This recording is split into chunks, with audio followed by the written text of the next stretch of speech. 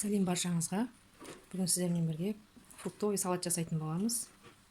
Бізге керек заттар: банан, киви, мандарин, алма, йогурт.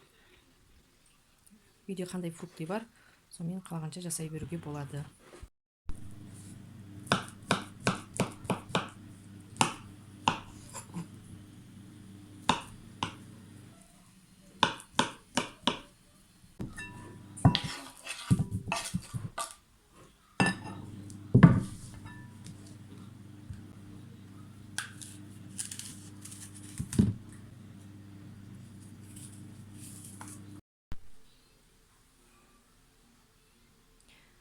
Турап болған жемістерімізге енді йогуртымызды араластырамыз.